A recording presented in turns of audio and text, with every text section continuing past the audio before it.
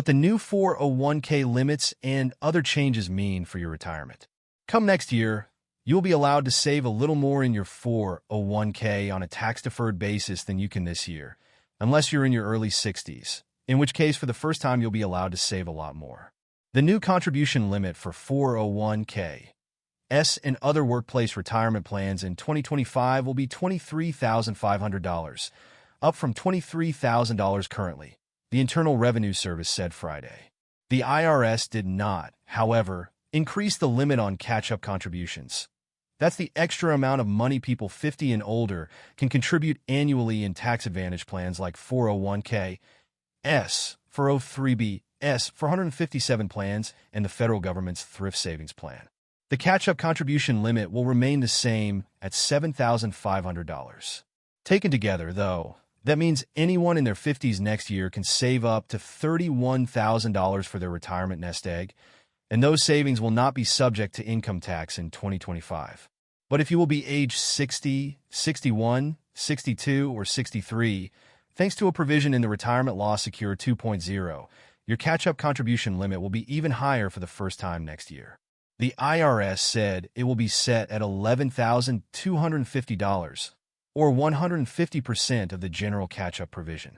That means people at those ages can save up to $34,750. Now for an ounce of reality. Most people do not max out their 401k savings, whatever their applicable contribution limit. Vanguard, in its 2024 How America Saves report, found that only 14% maxed out their 401k savings in 2023. Participants who contributed the maximum dollar amount tended to have higher incomes, were older, had longer tenures with their current employer, and had accumulated substantially higher account balances, according to the report. Nevertheless, it remains the case that unless and until the U.S. retirement savings system is reformed to do a better job at providing workers with adequate income in retirement beyond just what Social Security will provide, the majority of private sector workers, who do not have pensions, will be dependent on the savings they accrue in workplace savings plans and elsewhere. Higher income thresholds for IRAs.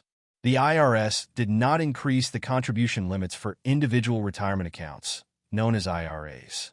The annual limit next year will remain $7,000, and the catch-up contribution amount for those 50 and up will still be $1,000.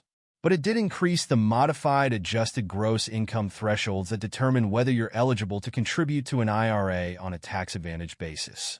Starting with Roth IRAs, in which your contributions are subject to income tax the year you make them, but then typically never again.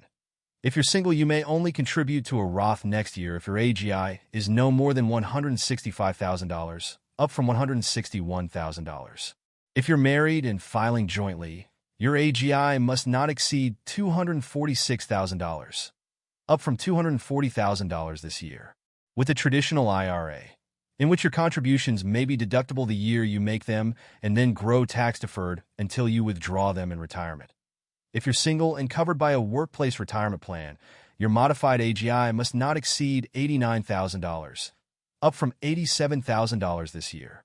If you're married and filing jointly, and you personally are covered by a workplace retirement plan, your joint modified AGI must not exceed $146,000, up from $143,000.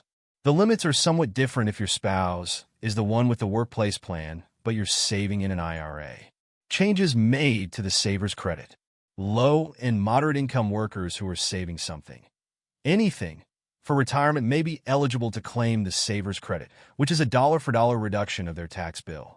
To be eligible next year, the IRS raised the income threshold to $39,500 for singles, up from $38,350 this year, to $59,250 for heads of households, up from $57,375, and to $79,000, up from $76,500, for married couples filing jointly. Here's a helpful explainer of how the credit works from Fidelity.